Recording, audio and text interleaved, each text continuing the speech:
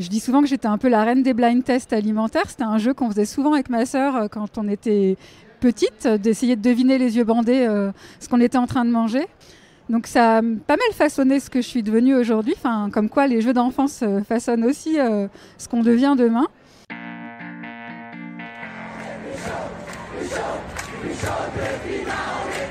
Bienvenue chez Basilic, le podcast pour changer de regard et imaginer ensemble un futur désirable.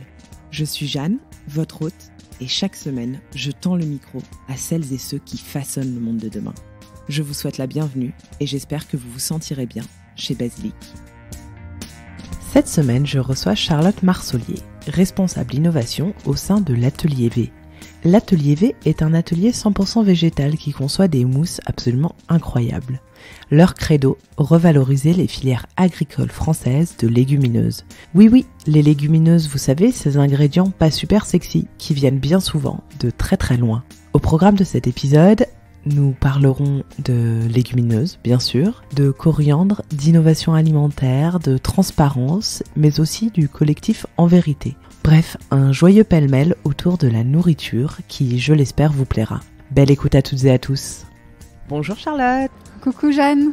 Comment vas-tu ? Super, je suis ravie d'être avec toi tout de suite parce qu'on s'est un peu couru après depuis plusieurs années et on concrétise ça aujourd'hui à Lyon à l'occasion de Natexpo, donc c'est chouette.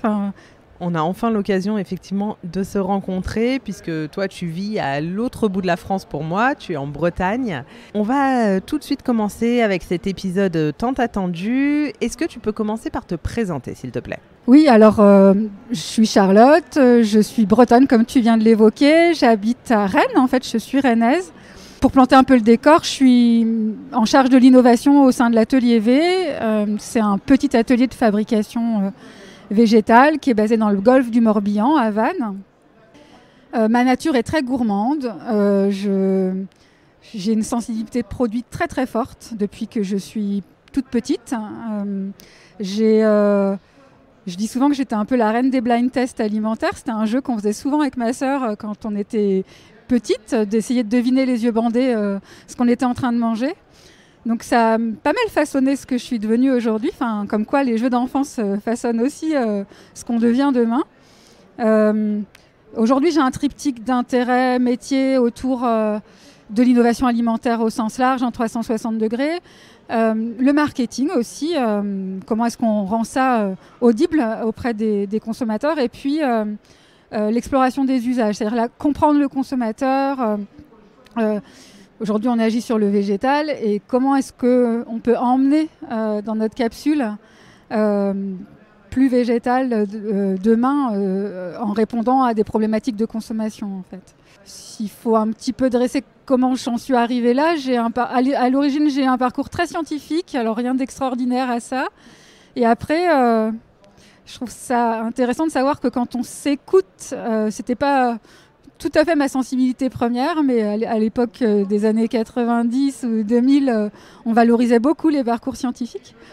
Et après, j'ai su m'écouter davantage, la petite voix qui disait mais l'essence dans tout ça.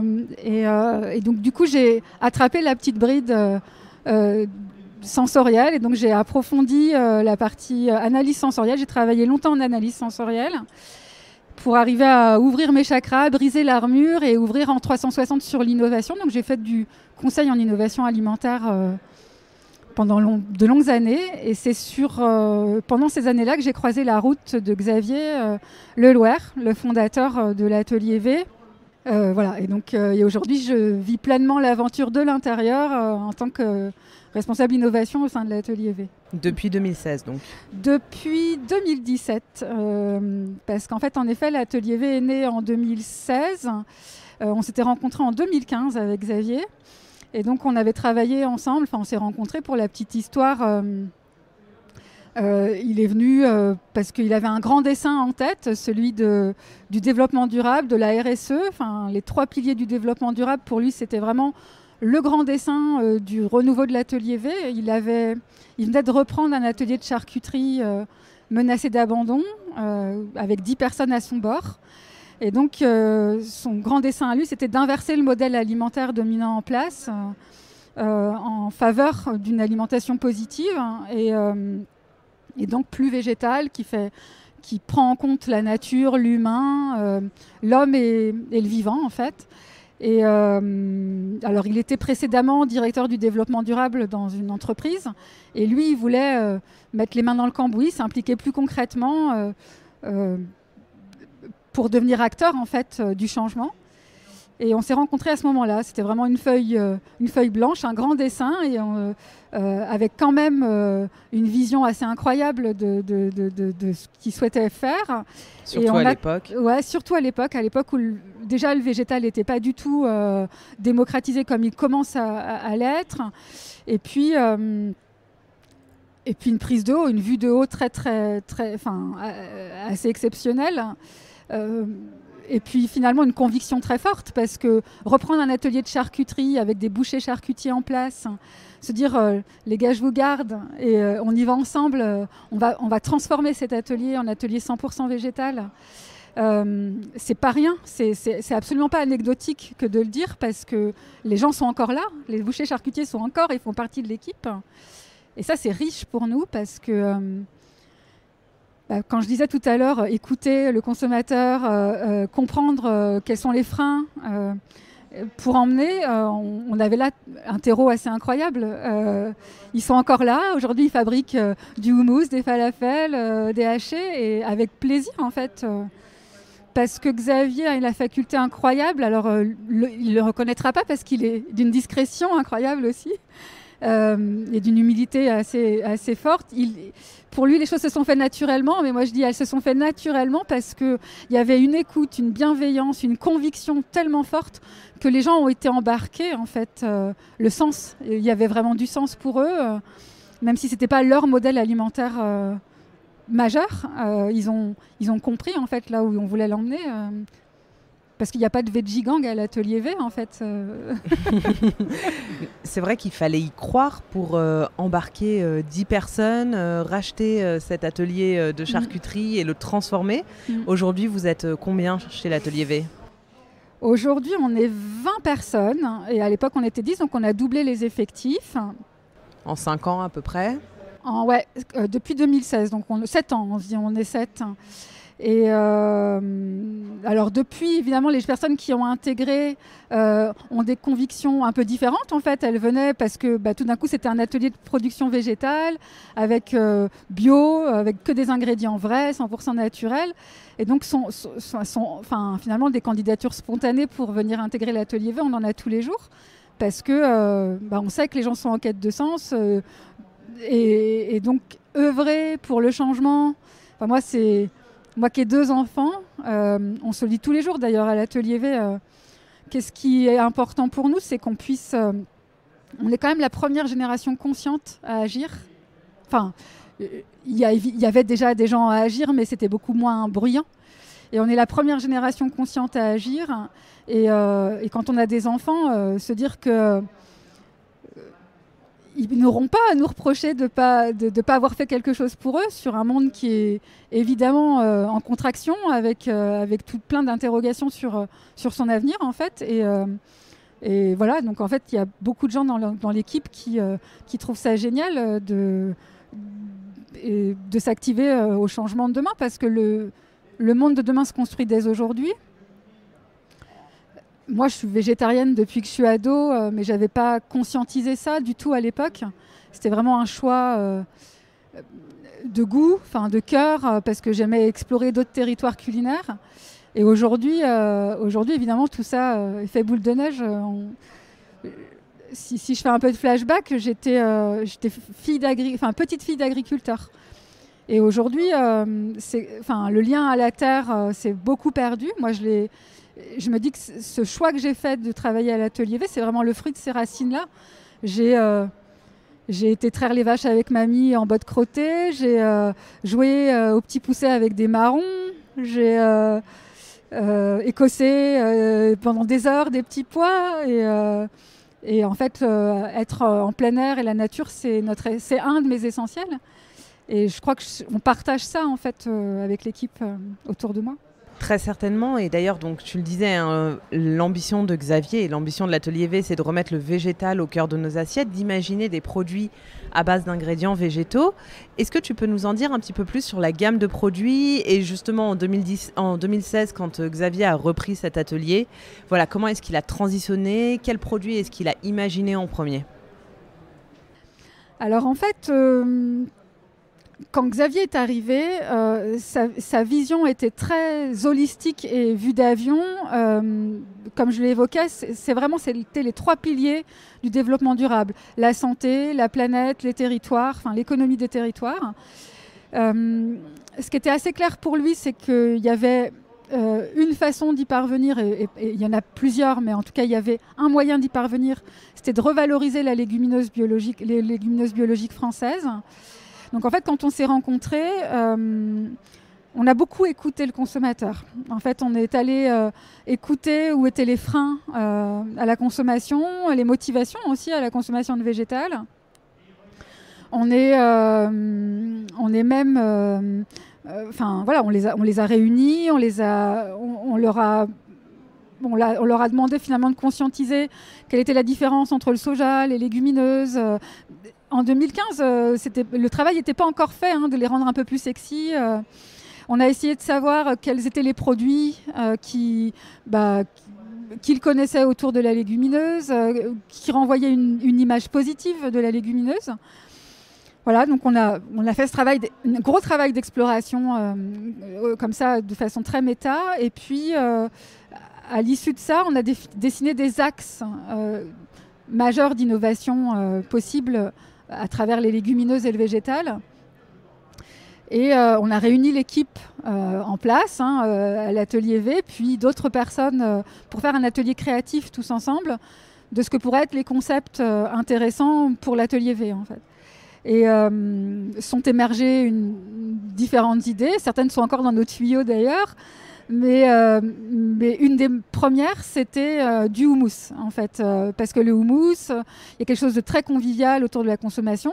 Alors il n'avait pas l'essor qu'il a aujourd'hui et la connaissance qu'il a aujourd'hui, mais quand même il y avait quelque chose de chouette, de convivial, de gourmand, et donc c'est ressorti assez vite ça. Et on s'est dit c'est intéressant, mais finalement, quel trou dans la raquette il y a dans le marché autour du houmous. Je parle vraiment du premier produit, mais ça s'est concrétisé de la même façon pour les autres. Et donc, on a cherché qu'est-ce qui serait en mesure de moderniser, revaloriser ce produit à l'échelle de la France, en fait, là où finalement, aujourd'hui, on a été les premiers à faire des houmous, ce que j'appelle revisités, où on explore finalement la diversité des légumineuses françaises, pas uniquement le pois chiche, où on avait des ingrédients 100% vrais, pas de farine de pois chiche, du pois chiche qui venait de tout près, en France et pas de loin. Donc voilà, on a finalement assez vite remarqué finalement où étaient les trous dans la raquette pour réussir à intégrer plus de houmous dans sa vie, en tout cas plus de légumineuses dans sa vie. Et donc on a conceptualisé cette offre. Aujourd'hui, la première offre c'était 4 houmous, un houmous de pois chiche traditionnel, un houmous de haricots rouges, un houmous de lentilles corail et un houmous de pois cassés à l'époque. Et ce qui est très drôle, c'est qu'à l'époque on avait absolument voulu valoriser la légumineuse, ce qui est toujours le cas, mais donc ces houmous ne portaient que ce nom-là, pois chiche, lentilles corail, haricots rouges et pois cassés. Avec que des ingrédients français? Alors, pas que des ingrédients français, parce que le sésame, notamment, tout ce qui ne pousse pas en France ne pouvait pas l'être. Mais les légumineuses, c'était vraiment le concept de départ, c'était vraiment de les revaloriser, les relocaliser. Parce qu'aujourd'hui, on arrive à avoir davantage de volume de légumineuses bio françaises. Mais en 2015, le pari était loin d'être gagné. Il a fallu... D'ailleurs, on était tout petits, on n'avait même pas commencé une activité, qu'il fallait aller convaincre des producteurs ou des coopératives de travailler avec nous sur des volumes... hypnotique, c'était vraiment combien on va en vendre, on ne savait pas. Et voilà, donc comme on a tout de suite compris qu'il y allait avoir une problématique de sourcing potentielle, dès le début de l'aventure, l'Atelier V s'est mis en lien avec la Chambre d'agriculture de Bretagne, et avec des producteurs locaux qui voulaient bien jouer en triptyque le jeu de tenter l'aventure de réimplanter des légumineuses bio et françaises en Bretagne. Donc aujourd'hui, une partie de notre production est bretonne, mais absolument pas l'intégralité, parce le temps agronomique est assez long. Et donc, on en est presque encore à l'étape de test, même s'il y a des tests qui sont concluants. Malheureusement, avec le réchauffement climatique, il devient possible de planter de la légumineuse à peu près partout en France. Pas après, y compris avec le réchauffement climatique, on a des problèmes de récolte. C'est-à-dire que trop chaud, c'est pas bon non plus. Elle a l'avantage, la légumineuse, de pousser chichement. Elle n'a pas besoin de beaucoup d'eau. Elle n'a même pas besoin d'engrais parce qu'elle a la capacité de capter l'azote de l'air et de le restituer dans les sols. Donc à cette époque-là, le sourcing, c'était un vrai nœud. Ça a été un vrai enjeu pour l'atelier V. Et donc, voilà, donc il y a eu la partie sourcing, développement des recettes. Alors là, comme on est des passionnés de cuisine, Xavier comme moi, il y a une double passion qui est le développement durable et la cuisine. Le tout conjugué, ça donne naissance à l'atelier V. Comment est-ce qu'on réussit à revaloriser des légumineuses bio et françaises pour emmener le plus de monde avec nous. Et c'est vrai que l'instant de l'apéritif, j'en ai pas parlé, mais l'instant de l'apéritif a été pour nous une des façons les plus de démocratiser plus facilement, sans conscientiser, parce que le problème de conscientiser. Et donc on a amené de plus en plus de culinarité, pas à pas. On essaye progressivement d'emmener le consommateur avec nous vers de plus en plus de culinarité, découvrir des nouveaux ingrédients, des nouvelles saveurs, parfois des choses très étonnantes. On ne cherche pas de consensus dans nos recettes. Chacun sa petite préférée à l'atelier V aussi. Et voilà, donc la première recette, c'était ça, c'était des houmous, 4 références de houmous. Et alors aujourd'hui, il y a toujours beaucoup de houmous, bien sûr. Je voudrais qu'on revienne avant tout sur les légumineuses. Tu le disais, elles ont besoin de peu d'eau pour pousser. Finalement, c'est des plantes qui ont un impact assez faible. Ouais, c'est aussi pour ça qu'elles ont été choisies par Xavier. On parle souvent chez nous d'alimentation positive. Et alors, derrière alimentation positive, il y a beaucoup de choses. Il y a pour la santé, pour la planète, pour les territoires. Je viens d'évoquer aussi pour les papilles, parce que c'est un peu le cheval de Troie de la transformation alimentaire. Si on ne réjouit pas les papilles, alors que culturellement, depuis les années 80, on a été un peu éduqué à la junk food, si on ne réjouit pas les papilles, on n'embarquera personne. Ça, c'était une vraie conviction. Et donc, la légumineuse, en effet, elle coche toutes les cases d'une alimentation positive. C'est-à-dire, elles sont variées. Il y a une diversité donc, de profils aromatiques aussi assez différents. Elles sont vertueuses pour la planète parce qu'elles poussent chichement, donc peu énergivores, besoin peu d'eau. Elles ont une capacité incroyable à capter l'azote de l'air et à le restituer dans les sols. Donc en culture rotative, avec d'autres céréales ou d'autres plantes, finalement elles captent, elles restituent les sols qui ont été appauvris, parce que jusqu'ici quand même le modèle alimentaire a quand même été beaucoup vers l'agriculture intensive. Et donc, elle régénère les sols d'azote pour les cultures d'après. Non seulement elle est autonome en azote, mais en plus, elle regorge le sol d'azote. Donc, c'est assez génial. Et j'ai peut-être oublié quelque chose. Bon, pour la santé, c'est des protéines végétales d'excellente qualité. Dans notre cas, elles sont locales puisqu'on les fait pousser le plus près possible de l'atelier. Même si on a un sourcing partout en France. Comme je l'évoquais, les aléas climatiques, à mon avis, ne permettent pas d'avoir un seul lieu de production. Et pour ce sourcing, vous avez quand même malgré tout réussi à trouver des producteurs, parce que je sais par exemple que pour le cornichon, par exemple, c'était très difficile en fait de trouver des producteurs français. Vous avez quand même réussi à trouver des producteurs de légumineuses, c'est pas évident à dire, en France en 2015-2016. Ouais. Alors il y avait déjà quelques producteurs. Et en effet, on a réussi aussi à convaincre et à emmener avec nous de nouveaux producteurs de légumineuses. Alors évidemment, c'est au départ des gens assez convaincus par l'alimentation durable, qui vraiment sont passionnés par leur métier. et qui constate en effet que y a un appauvrissement des sols qui d'abord parce que, y compris en Bretagne, on est sur une terre d'élevage très forte. Donc 80% des terres en France, on le rappelle, sont faites pour produire des végétaux destinés à l'alimentation animale. Ça appauvrit énormément les sols et donc ils souffrent de ça aussi. Enfin, il y a beaucoup de programmes locaux qui viennent nous chercher pour améliorer la qualité des eaux, pour encourager donc désormais, 7 ans après, il y a quand même un consortium et un écosystème qui commence à se construire et à comprendre l'enjeu en fait pour générer une alimentation qui fait sens et qui permette de nourrir tout le monde.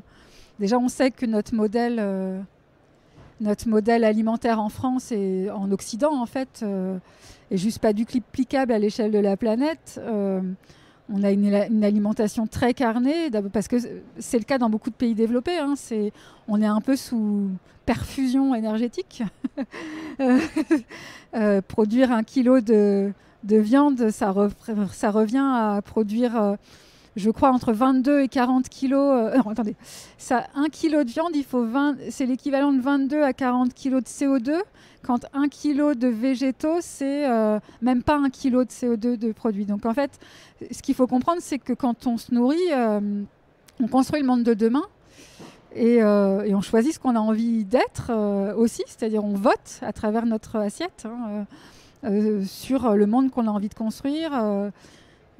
C'est vrai qu'à l'Atelier V, alors il est très connu ce bouquin, maintenant il est arrivé à la FNAC, je suis hyper ravie, le bouquin de Jean Covici sur le monde sans fin. Je l'ai fait lire à mes ados, moi, cet été. Il circule chez nous à l'Atelier V dans toutes les familles. Je trouve génial à quel point la BD a permis de démocratiser la compréhension du monde qui nous entoure. C'est un écosystème complexe, c'est rien de le dire que de dire qu'on est, on est responsable de ce qui nous arrive en effet et en même temps on est un peu prisonnier sur certains effets.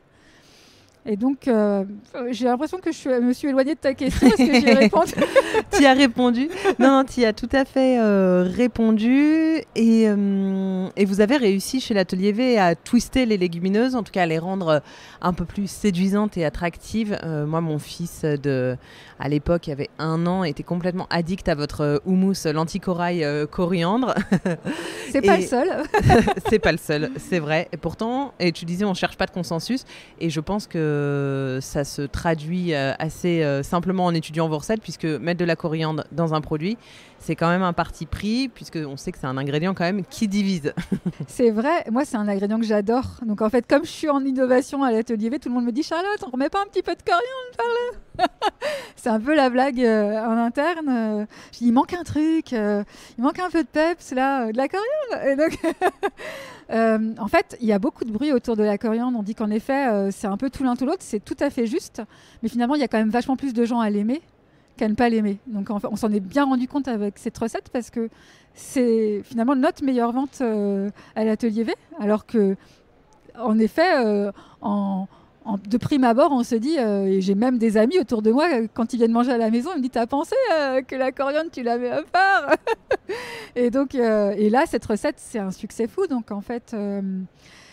quand je dis qu'on est passionné de cuisine, c'est vrai que je trouve que c'est aussi une évolution du modèle alimentaire que de ne pas chercher à être dans le consensus, dans la standardisation, parce que finalement, d'être dans la standardisation et dans le consensus, c'est le meilleur moyen de séduire personne, j'ai l'impression. Parce que, y compris au sein de l'Atelier V, c'est difficile de se dire c'est celle-ci absolument, parce que chacun sa petite préférée. Et on est riche de ça, de l'arc-en-ciel de palais à l'Atelier V, pour décliner des offres très différentes. On ne s'interdit rien, on sait qu'on peut être dans le farfelu. Alors il y a des ratés, il peut y avoir des ratés, mais ça fait partie de la vie. On apprend beaucoup, on se remet beaucoup en question. On est curieux, je crois que c'est une qualité assez dotée au sein de l'Atelier V. Il y a un adage qui dit la curiosité est un vilain défaut. Moi, je dis tout le contraire à mes enfants. Je dis la curiosité, c'est la plus grande des qualités.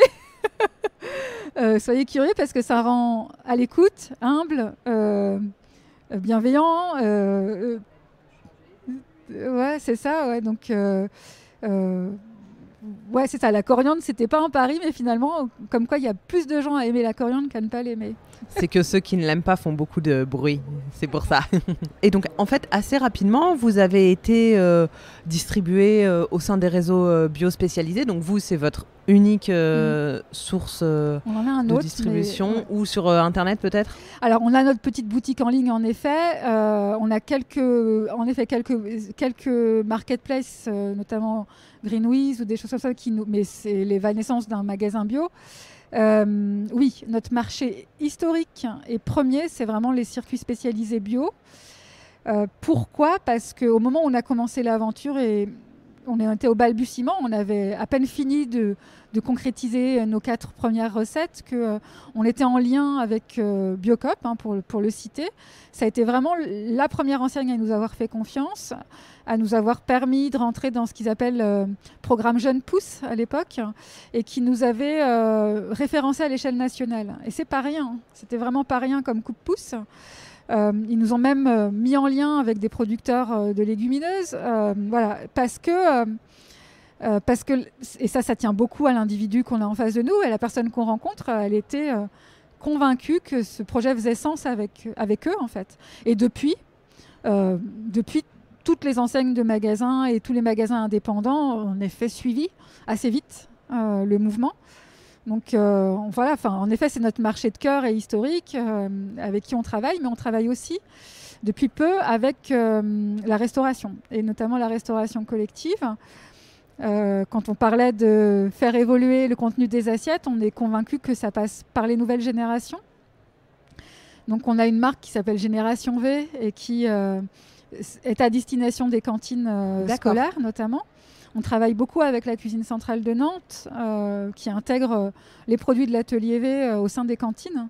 Ça, c'est chouette, c'est super apprenant parce que y a quelque chose qui n'a pas beaucoup évolué dans les menus des cantines, c'est la structuration du repas. Alors, on pourrait dire que c'est super chouette parce qu'on conserve une forme de tradition culinaire française, de l'entrée, plat, dessert. Sauf que dans les faits, dans les usages à la maison, ça a beaucoup évolué, la forme du repas. Il n'y a plus d'entrée, c'est devenu presque l'apéritif du quotidien, une forme de pique-nique avant de commencer à manger, ou même quand on prépare à manger, on est déjà en train de commencer l'apéro, avec un truc sur le coin de la table. Et en fait, ils ont été hyper malins à la cuisine centrale de Nantes, parce qu'ils ont compris, en nous écoutant, que pour démocratiser et le rendre accessible, il fallait commencer par une gestuelle intéressante avec les enfants. Et cette gestuelle de dipper, de tremper, elle est absolument géniale. Donc en fait, ils commencent par mettre une chips, une seule chips de légumes, et puis après, c'est que des crudités qu'on trempe dans ce pot qui se partagent autour d'une table. Alors chacun a sa petite dose dans son assiette, mais qui se partagent autour de la table. Et ça révolutionne totalement le moment de l'apéritif. Ça permet de faire parler des légumineuses autrement. Et ça, c'est génial. Enfin, ça, c'est vraiment génial. Il y a en effet le repas. Alors, ça va nous aider quand même, cette législation qui évolue vers un repas végétal obligatoire par semaine. C'est même une offre végétale obligatoire.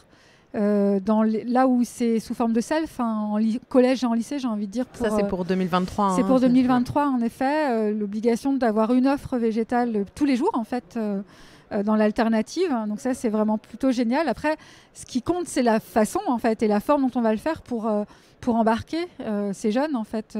Moi, mes enfants, ils mangent végé depuis qu'ils sont petits. Pas 100% végé parce qu'ils mangent à la cantine, mais ou parce qu'on a une vie sociale aussi. mais n'empêche que le schéma, je l'ai bien compris. À partir du moment où on a été acculturé à ça, il n'y a pas de contrainte, il n'y a pas de frein. On n'est pas puni, en fait, de manger végé. On a accès à une diversité culinaire et à d'autres territoires, des petites étapes asiatiques, africaines. J'ai écouté récemment le podcast de Marie, un territoire qu'on a assez peu exploré à l'Atelier V, mais que ça me donne envie d'aller plus loin. Il faut la rencontrer. Afro-vegan, exactement. Je me suis dit, si je mets autant de temps qu'avec toi, on va avoir un peu de mal. Mais ouais, ça m'a inspiré. Vous prenez chez l'Atelier V la transparence. Alors la transparence, quand on a une marque de cosmétiques, une marque de vêtements, on voit assez ce à quoi ça correspond. Par contre, je trouve que la transparence, lorsqu'on parle d'alimentation, c'est plus compliqué. Et je voulais avoir un peu ton positionnement là-dessus. On a vu récemment, ça fait quelques temps maintenant, mais la mise en place d'un Nutri-Score. Qu'est-ce qu'on en pense? Est-ce que ça va nous accompagner vers plus de transparence? Comment est-ce qu'on arrive un peu à démêler le vrai du faux là-dedans? Alors en effet, la transparence, c'est un sujet de fond et majeur chez nous. Et je pense devrait l'être pour tout l'agroalimentaire. Chez nous, c'est un vrai cheval de bataille. Et dans vrai cheval de bataille, il y a le mot vrai. C'est-à-dire qu'en gros, la vérité, elle est super dure à trouver pour un consommateur. On a perdu le consommateur à force de scandales alimentaires à répétition. Il y a une vraie défiance qui s'est installée. Et légitime, en fait. Elle est vraiment légitime. Et toutes les questions que le consommateur se pose... elles ont une vraie vérité, c'est-à-dire que moi je dis toujours toutes les questions sont bonnes à poser, j'ai rien à cacher, parce que derrière la transparence, il y a aussi l'idée d'accepter qu'on est imparfait. C'est une évidence, on est même imparfait quand on essaye de faire le mieux possible chez soi. Pour cuisiner à la maison, on n'a pas accès à toute l'info. Et c'est aussi le cas à l'atelier V. Des fois, un consommateur m'apprend quelque chose, il me dit, l'autre jour j'ai eu un échange... alors on sait que toute la partie des graines est aussi un vrai sujet et elle m'en a appris beaucoup. On a des consommateurs qui sont très conscients et il faut accepter l'humilité, il faut accepter l'imperfection, il faut aussi être très fier du chemin qu'on peut avoir parcouru et du chemin qui nous reste à parcourir pour transformer. En fait, aujourd'hui on fait partie du collectif En Vérité. Je ne sais pas si tu en as entendu parler. Ça serait hyper intéressant que tu puisses interviewer Sébastien. C'est prévu. C'est assez génial comme mouvement parce que ça part du principe même que aujourd'hui, on est obligé, quand on fait mieux ou bien, obligé de prouver en faisant de nos emballages des sapins de Noël qu'on fait du bio, qu'on fait du sans additifs, qu'on a des vrais ingrédients, qu'on source localement, alors qu'il suffirait de monter plus haut la législation en termes d'alimentation. On a bien vu à travers, cet été, ne serait-ce avec l'histoire de la moutarde qui vient à manquer dans les rayons, à quel point il y a une opacité de l'écosystème. Et en plus, c'est-à-dire c'est un problème agricole, mais aussi un problème économique. Et puis l'évolution et le dérèglement climatique n'arrangent pas les choses parce que la moutarde ne pousse plus aux endroits où elle pousse. Bref, donc en fait, tout ça est vraiment systémique. Et alors, je ne sais plus où je voulais en venir. Je disais que le collectif En Vérité, en effet, il a vocation à EP finalement la législation, à interpeller le législateur pour lui dire... Et le gars qui fabrique du ketchup avec des tomates qui viennent de Chine, pourquoi ce ne serait pas plus simple qu'on lui demande de l'écrire? Parce que quand on fait bien, finalement, on a besoin de tout prouver. Même le bio, finalement, il y a un label bio, on remet en question, qui est beaucoup chahuté en ce moment. Alors moi, je n'ai pas la science infuse ni la vérité, mais je me dis que s'il y avait un socle commun et que si finalement on ajoutait des pesticides dans ces produits, un peu comme le fait aujourd'hui l'industrie du tabac avec nicotine, fumée tue, si on informait en fait de la vérité aux consommateurs, on inverserait beaucoup plus vite notre modèle alimentaire. Alors évidemment, ce qui m'échappe en étant petit et bisounours comme je le suis, c'est que les lobbies qui s'exercent à l'échelle politique sont fortes. Et malheureusement, on a une vraie défiance consommateur, alors qu'il y a une centaine de marques maintenant avec le collectif En Vérité qui ont vraiment envie de ça, ont vraiment envie que la législation évolue et qu'on ne prenne pas les industriels de l'agroalimentaire pour des gros méchants en fait. Je dis souvent en plus que la taille de la marmite change rien en fait à la passion qu'on a pour notre métier. Moi j'ai beau faire du houmous en format XXL dans des grands blenders, j'ai rien changé à la recette que j'ai fait dans ma cuisine plusieurs mois avant. Et qu'on peut même se tromper en cuisinant dans sa cuisine. C'est-à-dire que même moi, je peux cuisiner en intégrant des marqueurs d'ultra-transformation parce que je n'avais pas conscientisé que dans un lait de coco, tel ingrédient était là pour texturer, etc. Et c'est vrai que dans l'alimentation du végétal, c'est encore plus vrai. Enfin, on cherche à transformer le modèle alimentaire. Alors, je n'oppose pas carne et végétal. Hein. Je me dis que déjà, on arrive à avoir 50-50, à atteindre cet objectif-là, ça sera déjà incroyable. Il ne s'agit pas de tout refouler en bloc, mais malheureusement, aujourd'hui, on va encore noyer le poisson, le consommateur, parce on lui fournit aujourd'hui des produits qui sont ultra transformés, alors qu'il y a tout à fait possibilité de produire des produits 100% vrais avec des ingrédients vrais, comme à la maison. Sauf qu'il faut le réacculturer à des produits qui, certes, sont un peu friables, un peu pâteux, parce qu'il n'y a pas de texturant dans tout ça pour assurer la cohésion. Et voilà. Donc en fait, la vérité, c'est essentiel et on a besoin d'aller plus haut en législation. Et chez nous, il n'y a pas de secret de polichinelle. On n'est pas parfait, mais on peut poser toutes les questions qu'on veut. On aura la réponse. Et c'est en ça que vous êtes transparent, mais effectivement, on pourrait espérer que la législation évolue. Après, entre le scandale de la moutarde, enfin les ruptures de stock de moutarde et le scandale Buitoni assez récemment, qui finalement fait écho à d'autres scandales alimentaires qui ont eu lieu il y a déjà 5, 10, 15 ans en arrière, peut-être qu'on arrive peu à peu à un tournant et qu'on peut espérer aussi que ça se transforme. On en parlait avant de commencer cet enregistrement, mais on est sur le salon Natexpo aujourd'hui. Il y a quand même beaucoup plus de marques, il y a un vrai engouement autour du végétal et rien que ça, c'est aussi inspirant et ça prouve qu'on a envie aussi de transformer notre alimentation, ce qui est assez encourageant. Vous travaillez chez l'Atelier V avec des ingrédients de saison aussi, donc vous êtes une des marques que je connais, une des rares marques que je connais qui propose des houmous de saison. Par exemple, cet été, il y en avait un, si je ne me trompe pas, avec du yuzu ou quelque chose comme ça. Et voilà. Et comment est-ce qu'on travaille un houmous de saison lorsqu'on est une marque comme la vôtre, c'est-à-dire une marque qui a quand même déjà un peu grandi, qui est distribuée dans des centaines de magasins, qui, j'imagine, fabrique des milliers de pots par mois peut-être, ou même par semaine. Comment est-ce qu'on fait pour travailler les aliments de saison ? Alors, c'est pas une mince affaire. En effet, tu as raison, on est une des premières marques, alors j'en ai peut-être oublié et que j'ai pas vu, mais en effet, à avoir intégré la saisonnalité dans nos gammes. Quand je dis que c'est pas une mince affaire, c'est parce que... alors, déjà pour nous, c'était une évidence. Au départ, un peu comme le bio a été une évidence. On s'est même pas posé la question parce que quand on est passionné de cuisine, et qu'on fait attention à son écosystème et qu'on pense santé, nutrition, planète et localité, on pense à la saisonnalité, évidemment. Le seul truc, c'est qu'autour de nous, il y a un écosystème et qu'aujourd'hui, donc, on a en effet des recettes qui tiennent compte de la saisonnalité. Et il faut embarquer. En fait, il faut embarquer non seulement l'équipe de l'Atelier V, c'est pas ce qui est le plus compliqué. Quand la vision chapeau est portée par Xavier avec ses convictions, c'est déjà un grand pas de fait.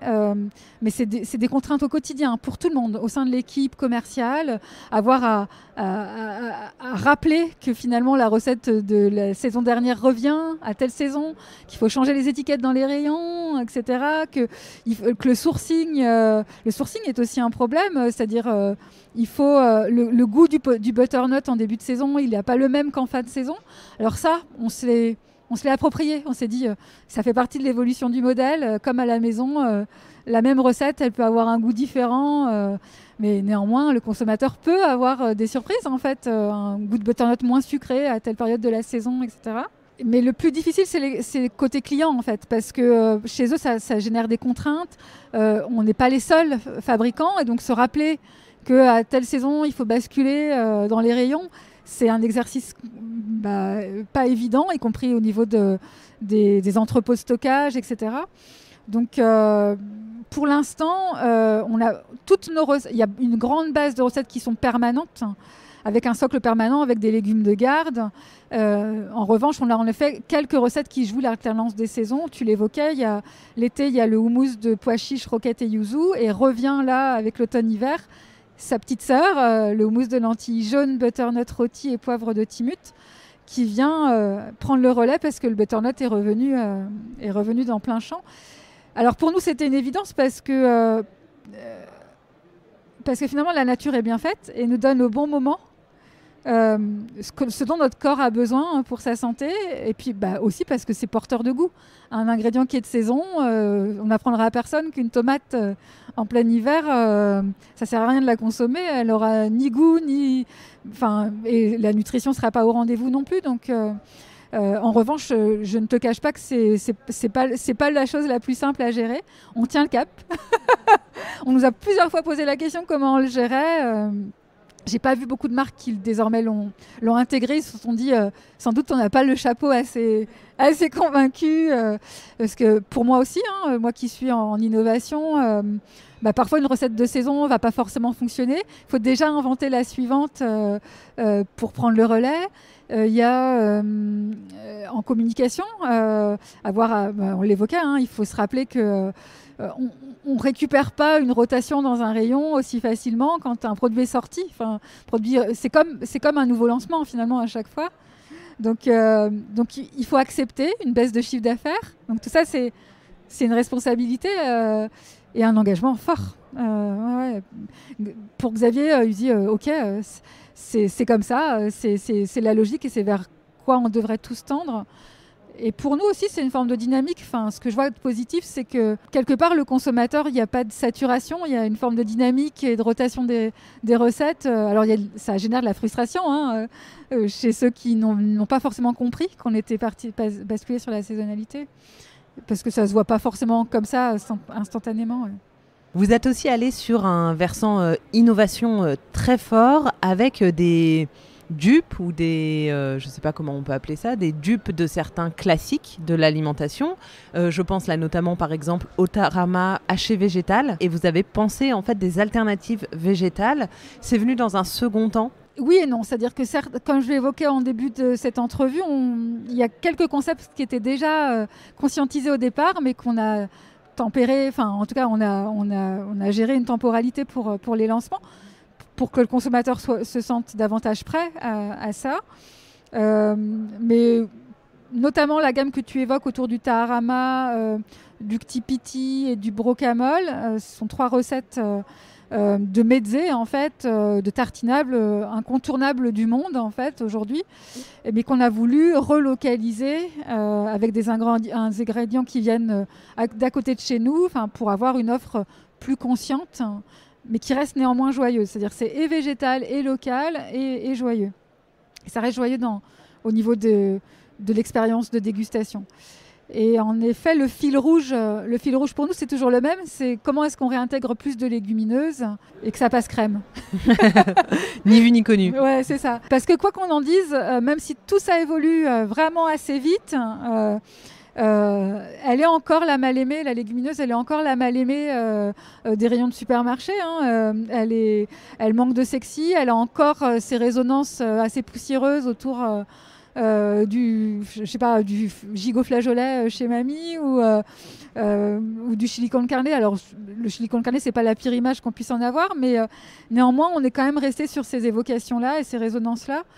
Et notre rôle, c'est bien de réussir à s'intégrer dans les nouveaux usages, à les moderniser, à les revisiter pour leur faire une belle place et changer les représentations chez le consommateur. J'espère que vous allez y arriver, mais je n'en doute pas. Et pour terminer, je sais que vous avez une nouveauté qui sort prochainement pour les fêtes d'hiver. 2 nouveautés d'ailleurs. Oui.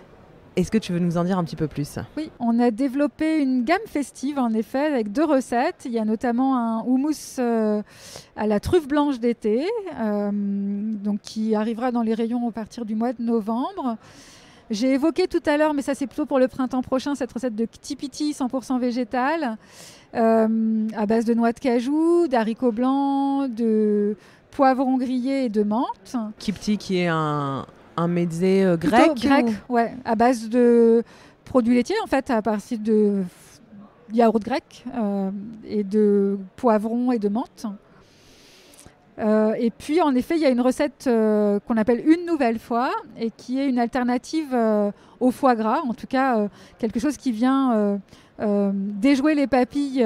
Et alors, on n'est jamais dans le simili chez nous. On est dans des résonances sensorielles pour réussir finalement à embarquer, toujours. Qu'est-ce qui permet de créer l'alternative sans punir personne. Donc, une nouvelle fois, elle est à base de shiitake. Les shiitake, elles apportent une forme de résonance animale à la nouvelle fois. Et puis, avec des noix de cajou issues du commerce équitable au Burkina Faso. On a une filière de noix de cajou qui viennent du Burkina Faso. On travaille avec des associations locales en commerce équitable et on voulait vraiment un produit qui valorise ce produit parce qu'ils en ont besoin localement et la guerre en Ukraine n'a rien arrangé chez eux. La famine progresse en Afrique. Donc, à l'origine, ces graines, elles sont plantées pour nourrir l'alimentation, les Africains, en fait, les Burkinabés. Et nous, on récupère les coproduits, les miettes, en fait. Voilà, parce que extraire une noix de cajou entière, ça a certaines complications. C'est même un geste très fin, très précis. Et donc, il reste des miettes et nous, on leur achète ces brisures, en fait, et on fait la lumière sur cette filière, ces ressources bio avec qui on travaille et qui fait un travail formidable Ils ont développé des fermes responsables et qui respectent le tissu local. Tu as posé une autre question, je crois, je n'ai pas répondu, non ? Non, c'était ça. C'était sur les innovations pour les fêtes de fin d'année qu'on retrouvera en rayon à partir de quand ? Du mois de novembre. D'accord. Et avant qu'on termine, Charlotte, alors tu as mentionné la BD de Jean Covici. Est-ce qu'il y a d'autres choses qui t'inspirent ? Peut-être des aliments que tu as découverts récemment ? Est-ce que tu découvres encore de nouveaux aliments ? Ça, je ne sais pas. Je l'ai évoqué, je suis de nature très curieuse. Donc en fait... ma première source d'inspiration, c'est tout et le farfelu aussi. Donc en fait, ça c'est une nature très, très personnelle. Mais je pense qu'on a en commun, je ne suis pas sûre, mais je pense qu'on a en commun... j'écoute évidemment le Basilic Podcast, mais il y a un autre podcast que j'écoute... je cours 2 à 3 fois par semaine et c'est mon moment de décompression. Alors, j'ai pas fini ma période d'éco-anxiété, je pense. Même si j'ai les mains dans le cambouis, j'ai pas fini ma période d'éco-anxiété, mais j'écoute Grégory Puy sur le podcast Vlan. Je trouve assez dingue. Les sujets sont d'une complexité, les sujets abordés sont d'une complexité incroyable. Parfois même pas forcément sexy au premier abord. C'est-à-dire, même moi, je me dis, ouais, le sujet... de la finance, c'est pas trop mon truc. Et en même temps, comme tout est systémique et imbriqué, c'est hyper bien fait, ça démocratise. Les invités sont hyper bien choisis pour rendre accessible l'information. Je distille ça partout autour de moi. Écoutez ce podcast, c'est riche d'infos. Le tien aussi, Jeanne. Non, mais je suis complètement d'accord pour celui de Greg qui fait un superbe travail. C'est décomplexé, c'est facilement accessible, je pense, à toutes et à tous. Et comme tu le dis, il arrive à rendre sexy et intéressant des sujets qui, de prime abord, ont tendance à nous repousser. Et un autre modèle qui nous inspire, moi et l'Atelier V, c'est la ferme du Bec et Loing en Normandie. Alors, c'est une ferme expérimentale, mais néanmoins qui produit de plus en plus de légumes et de céréales pour le tissu local, je crois, pour l'instant seulement. Néanmoins, je trouve formidable à quel point ils viennent à faire comprendre et à démocratiser aussi le fait que la permaculture c'est quand même un modèle d'agriculture résiliente qui est en capacité, parce qu'aujourd'hui notre problème c'est de réussir à produire beaucoup quand même, on est de plus en plus nombreux sur la planète sans avoir à déforester et dérégler encore davantage le climat.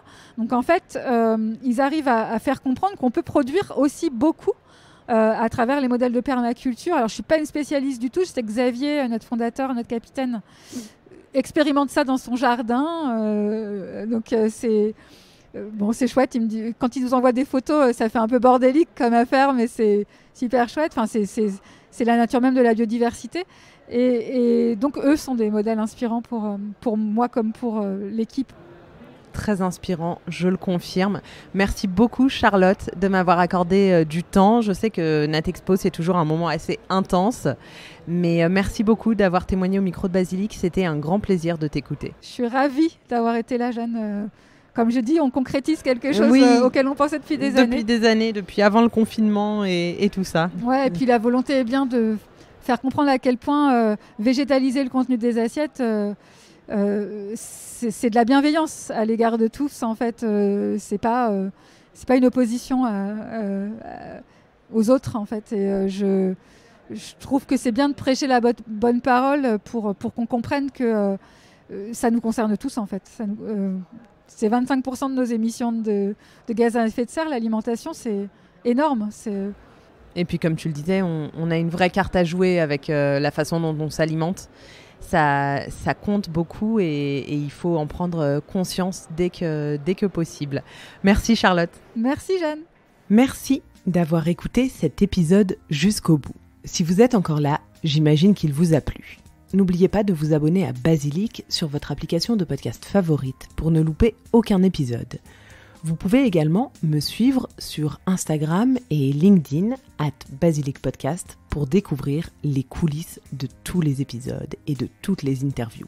Et enfin, si l'univers du podcast vous intéresse, alors je vous invite à jeter un œil à basilicpodcast.com. Vous y découvrirez Basilic Studio, la formation que j'ai créée pour vous accompagner à lancer votre propre podcast et surtout le podcast de vos rêves, mais également Basilic Lab, l'agence qui nous permet de créer des podcasts pour des marques audacieuses et des thérapeutes engagés. Je vous donne rendez-vous la semaine prochaine pour un nouvel épisode et d'ici là, prenez grand soin de vous.